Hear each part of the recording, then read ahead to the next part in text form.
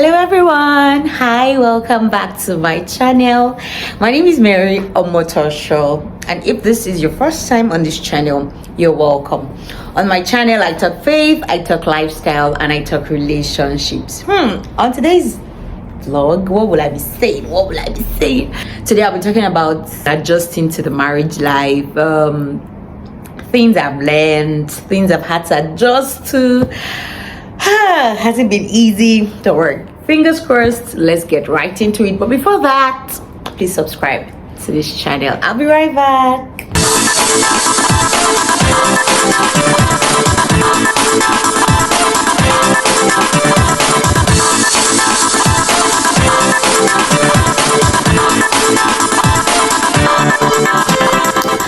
Okay guys, welcome back.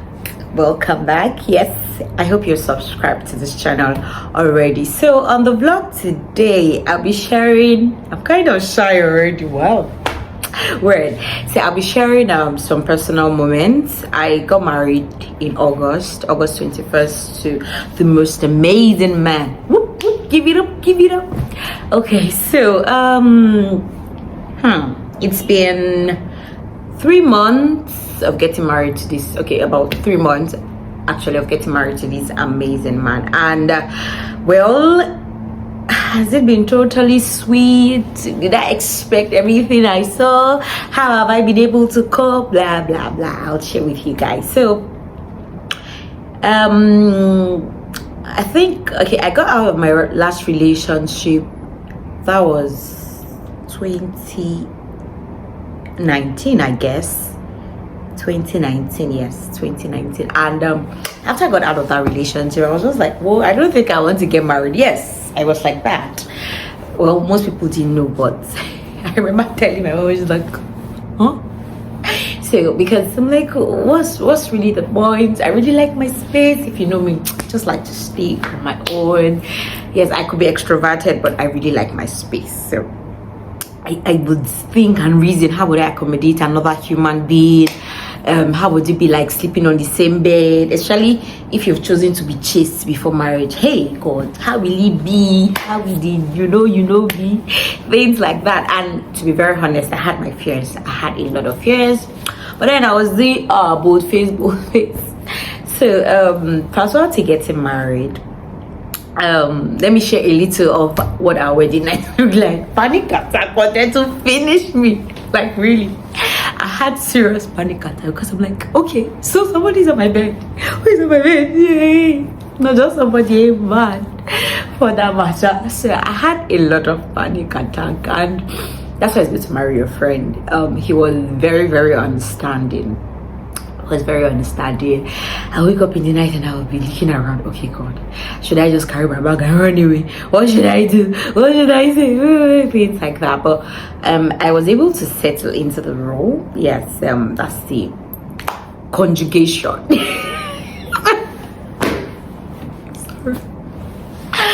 Man, it wasn't easy. I remember a particular night I woke up and I was crying. It was like they were punishing me, choosing to get married and of course perform the wifely duties. But then with time and of course with communication, open communication, because that's one thing that has really helped us. We have been able to talk to each other about issues, not just even about that aspect. Yes, been able to talk. So that's one thing that shocked me. It shocked you? Yes, it shocked me. The next thing is having to cook for another human being.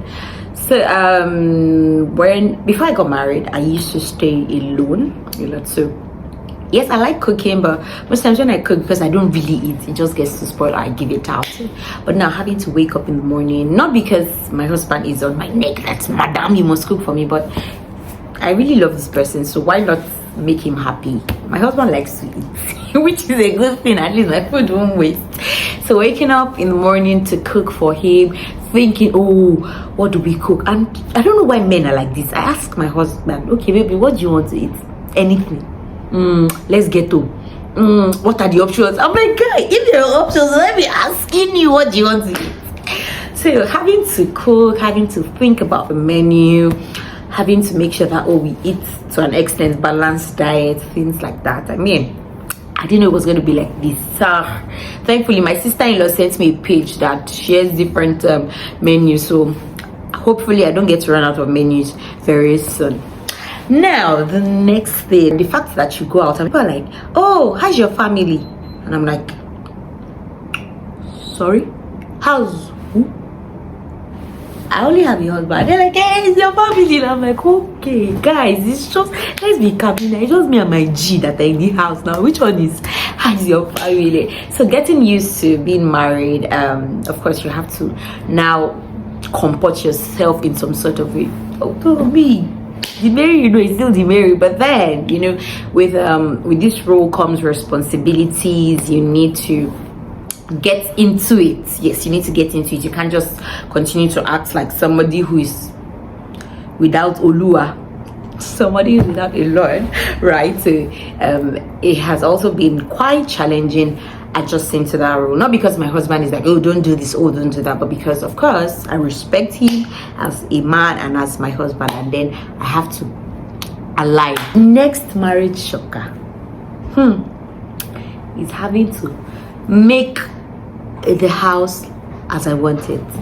I mean, I just assume that, oh, okay, when I marry, I'll just tell my husband, please don't put this here, please don't put this here, and he too, he'll just say, okay, my husband, he say lie. I'll tell my husband, baby, please, when you come, put your shirt here. It's okay. You see that day he did. 2 days after, I am back to the same cycle, and I'm like, oh God. And I could be a perfectionist sometimes. I just want everything tidy. I want people to come to my house and be like, oh, your house is very homely. I want to come home and feel homely. But then my husband comes and he throws shoes here, does this there. I'm like, baby, please now. Hey, please now. Sometimes when he just sees my face, he knows that, I've done something. So it's kind of been hard trying to see that I don't be too hard or too you should do it this way, you should do it that way. Yeah, it's not really been easy, but I'm trying and learning how to be more accommodating and just boju. Sometimes just boju. Do you understand? She wants to dirty there, let's dirty the house together. Things like that too. When you're cutting, when you're dating, when you guys are still going out, it probably would not be so obvious, especially as a Christian. You don't get to sleep over in this person's house, you don't get to live with this person until you're married, so some of these things you don't get to see, and then you get married and wish it's like shocker. Yeah, it shocks you. But then if you truly love this person, there are things that you should be willing to accommodate, there are things that you should be willing to swallow. Yeah, it might not be easy, of course, but then being able to swallow, being able to adjust, being able to forgive.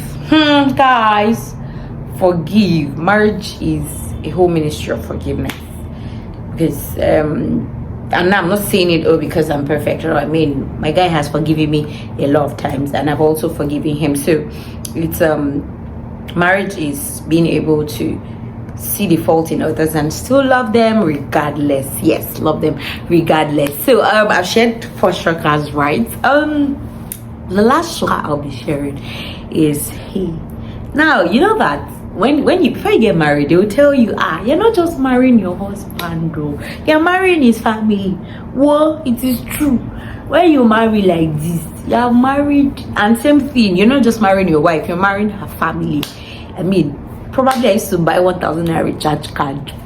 We call this Bokoda one. So you're now knowing that I have to call, I have to check up on this person, I have to do that, I have to men and brethren, co-easy, rara, co-easy. But well, like my mom would say, she would say that she doesn't want a son-in-law, she wants a son, and I'm sure that my mother-in-law too wants a daughter. So if I would call my parents every day, why not call my mother-in-law every day? Like, God, my mother-in-law is so sweet. Yes, like, you know, you hear stories and some people get it to the point where they wish that, oh, I wish my mother-in-law is dead. I wish that, well, she must not die, you not yet, but still enjoying her. She's such an amazing woman. Yes, she's not the prognoser. Like, guys, live your life, don't let any third party in your family, don't let any third party come in between you guys. don't even make me the third party, things like that. And she's always giving me stuff. Hey God, do you know what it means to be married to the only man of the house? And hey God, you're spoiling me.